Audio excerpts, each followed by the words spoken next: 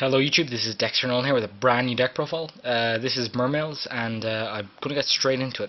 This is a combo based deck, really good, a lot of great cards in it, so many cards that work so well together. You've run a few little engines in here, and they just mesh so well, and great cards. I love the fact that you can run so many big monsters without being too inconsistent. Unlike a lot of recent decks I've been playing which ran big monsters, this one seems to be the one that can utilize them the best without, having cloggy hands. Of course, it does occasionally brick, but I find that it happen a lot less than playing, say, Sylvans, or playing Lightsworns, or playing even Prophecy. So yeah, let's get straight into this. First off, we got Tidal, Dragon Ruler of Waterfalls. Now, Tidal is in here because he works so well with everything in here. He can send himself plus another water monster to send another water monster to the grave, which ends up being neutral, providing your opponent has a card on the field, because you can get Dragoons and, say, Marksman, and destroy a set card and get a search after Dragoons, which means you set up your grave for future plays, as well as ending neutral. Abyss Megalo, you run the one Abyss Megalo simply because he's a very, very good card and he has his niche. You don't run more than one, there's really no need to, because he's almost there as a toolbox. He's easy to summon. He also has a pretty decent effect, so yeah, he can do a lot of damage with his effect and also fulfill the cost of the Mermails and Atlantean cards. You got one Abyss Lead for the same reason as Megalo, you just need the one. He's a good effect as well, but as well also niche. So Abyss Lead and Abyss Megalo are your one of big guys. Then you got Triple Abyss Tias. Now this guy is your tree of big guy. He's much easier to summon. He only needs one other card to interact with. Sets up a lot of rank 7 plays, has a fairly high defense, and I think has the best effect of the lot of them. When he is summoned, you can actually add a Mermail monster from your deck to your hand, right? So that means Abyss Gunda, Abyss Linda, any of them really, and it's so good. Next we got Triple Abyss Linda. Now, I run 3 of these guys. Some people are running 2. I find that 3 is the best number simply because later game it's much better to have the 3rd. With the 2nd you can run through them pretty quickly, and it also means that your Abyss spheres get less useful if you only run the 2. So yeah. 3 Abyss Linda, one of my favourite cards of the deck. Next we got Abyss Gunda. Now Abyss Gunda is at 1, so you can only run the 1, and it's such an exceptional card. I mean, just read its effect. It's like an Atlantean, except when it's used as for the cost, you can actually special summon from the grave. So you can actually special summon, say, another big Mermail or big whatever. Sorry. Yeah, you can target on your Mermails. That's even a level 7 one as far as I know. Yeah, that's actually much better than I even thought. I'm new to this deck. I didn't actually fully read that card. Sorry, one Abyss Dine. Abyss Dine is a very, very good card. Although a lot situational. It can be an extremely good card in terms of pluses if used correctly. However, it's as a card on its own, it's pretty poor. So I just run the 1 copy as a tech. I'll most likely take it out because this deck isn't the most consistent in the world. While I find it more consistent than a lot of other decks I've played, it could do with a bit of a boost in consistency. Triple Abyss Pike because he triggers the effects simple as he's a 1600 normal summon. I see really no reason not to run him. You just you use him, you send from your hand, get an effect, then add. So it's really just that good. Definitely a 3 of card. I don't think anyone runs just 2, or maybe I'm mistaken. But all the good lists I've seen and the build I've been testing run the 3. So yeah, 1 Dragoons, double Heavy Infantry, and double Marksman. Now, I run the 5 of these guys because these are your kind of your supplies for your Mermail monsters. I might actually cut one simply because I kind of want the most pure, beautiful combo engine available, and I don't want things to clog.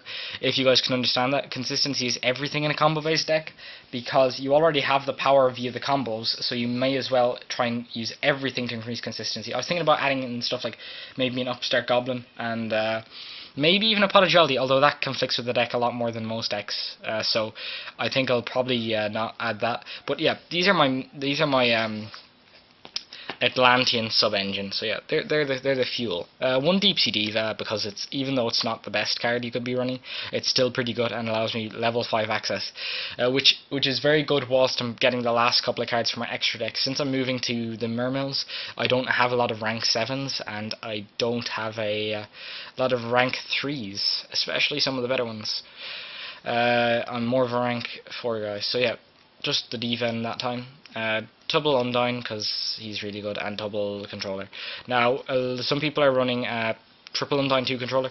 I don't like the idea of running just the just the 2 Controller with triple Undyne, simply because it would mean that a third Undyne would be dead, and I like playing this deck even though it's fast and wants to kill your opponents as soon as, and wants to make it so that you have the highest chance of opening Undyne, which is by far the best turn moon move in the deck, I think. Yeah, I don't see the reason for running the third. It's a bit cloggy. I might get the third and run it in the future, but for right now, I think it's fine like this. That's all my monsters. As you can see, I'm running quite a lot of monsters, and I might have to cut a couple. But until then, I'm actually kind of satisfied, and I like the monster lineup. Got the double MST because MST is a really good card, and I don't see any reason to run less than the 2, but I don't see the reason to run the third. You want to open as many of your combo pieces as possible, so running more of those and less MST and that kind of stuff is good, but you also want your plays to go through. So I think 2 MST was the right balance in this deck, and I'm really happy with it. So yeah, double MST. 1 soul charge because it's going to get limited in the ban list. Okay, that's just a prediction, but I've never ever taken to running more than 1 of this guy. His cost is very high, and even though you're not going to probably draw a second one in the game, you're just increasing your chance of drawing one of them. I still don't see why running it, but especially so close to a format change, simply because I don't want to get used to running a deck that uses too many soul charge and then playing it and then losing my entire strategy once it goes to 1, because you cannot rely on it, and it becomes more of a sack card. So that's why I've also not picked up Sylvans. I was possibly going to get Sylvans instead of this deck, and I just thought, I think soul charge is going to 1, there's really no point in having the Sylvans. We got the Allure of Darkness because it's a class card. So we got the 1 Allure. It's with Controller, which is always in hand, by the way, because of the fact he's not really that useful on the field. So you're not going to waste normal summon him, getting normal summon on him. So yeah, keep the 1 Allure. 1 Dark Hole, 1 Mind Control, and 1 Book of Moon. These are really good. I like this card against Shadows a lot, so that's why I'm running this. And also against Burning Abyss, it just becomes a pop 1 monster card, because if you have anything on the field, it nukes itself.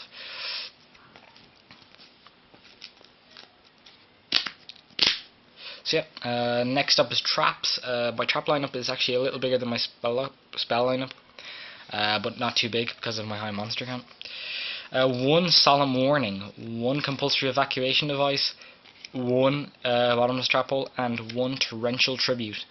These are your staple 4. I love these in your back row. Some of them aren't as useful this format, but I still run them simply because I can. I have the space for them, so why not? Triple Abyssphere. Abyssphere is really good. I don't see a reason not to run the 3. It's great interactions with Mermail, Abyss Linda. It's great interactions in the battle phase or whatever when you're attacking, and you can just go special summon and Mermail monster, still continue attack. Kind of Call of the Haunted except from your deck. There we go. 2 Breakthrough Skill. I only started running Breakthrough Skill recently, and I've been very impressed with the results. I consider it a really good card, especially with Winda as a major contender in this format, which really hurts my build, which really hurts my deck, believe it or not. Not too much, because I can actually special summon just once per turn, get a big beater on the field, and just fight over Winda. But still, it's not preferable, and you'd kind of like to have a backup plan so that if that fails, you can just go negate Winda and maybe do like some combo wombos to make a rank 4 or rank 3 or something and kill Winda. 1 Call of the Haunted, simply because it's Call of the Haunted and it's good in here. It's not the best card, but hey, I'm just running the 1 copy in testing, so yeah, that's my build of Mermails. I hope you enjoyed it, and I hope you liked the deck. So please comment if you think my main deck sucked. I'll go straight on to the side deck quickly, and then on my extra deck. My extra deck is pretty poor at the moment, simply because I don't have a lot of rank 7s. I'm going to try and get an Abyss Gaius, maybe a Master of Blades, and possibly a Big Eye if I can afford it. So yeah, sorry about that when I do show you. 2 DD Crow, because DD Crow is a very, very good card. It's good against an awful lot of decks, and it's good against rogue decks too, which I did need in this extra deck, or side deck rather. Double Nobleman, Shadow Hate. This is a combo deck, so if I'm against a trap heavy deck, or a lockdown deck, or an anti-meta stun deck, or some kind of shit, I want to side in my quite a lot of back row hate I have on this side. You'll see. I might actually take some out because it's too much. I think it's overkill. So I'll show you now. Triple trap stun, as I just said. Back row hate for pushing my combos through, getting through. I might actually start main decking the 3 of these, or 2 of them, and just taking out some other stuff, maybe the Call of the Haunted or something. Double or triple chain disference against Burning Abyss. My Burning Abyss hate. I might actually bring in 2 Pulling the Rug as well, instead of something in here. Double Disc Tornado, like a 3rd and a 4th MST, or a 4th and a 5th MST, sorry. Just back row hate generally, and double Malevolent Catastrophe, because also just back row hate. So yeah, that's my deck video. I really hope you enjoyed it, guys. Oh, my extract, sorry. Just quickly go through the extract for you in the video. I have such a habit of ending after the main deck. The 1 Dracosac, simply because it's the only rank 7 I have. I will run the 1 of this, maybe 1 of the Big Eye, maybe Abyss Gaius, or Master of Blades, I'm not quite sure. Bahamut Shark, well, you can make it, and it's a rank 4, so it's probably the best one you can make in water. 1 Castell, 1 Corn, 1 Maystroke, 1 Steel Swarm Roach, 1 Ragna Zero, 1 Rhapsody and Berserk. My rank 4 toolbox, I don't have an Exton. A poor person. So yeah, just those rank 4s. I think they give you a lot of utility options, so I figure why not run all of them. These are the rank 3s: Bistrite, Lavir, Zenmains. Pretty self-explanatory. I think I might add something else in here instead of the Zen Mines, but I'm not quite sure yet. Maybe an Alucard. Then Leo, because you can make him. Ancient Fairy Dragon, because you can make him, and I don't have a Black Rose. And Magical Android and Catastor, because Deep Sea Diva is in the deck. Of course, you probably noticed I really need to flesh out my extra deck, and I need to make a couple of changes to techs in my main deck. But I'm really satisfied with my side deck, and I'm really loving the build at the moment.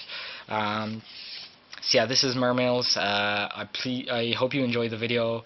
If you did like the video, or you want to watch more of my videos, please leave a like and subscribe. If you didn't like the video, or have something to say about my Mermails, or think they're crap, or think they're good, or whatever, please leave a comment.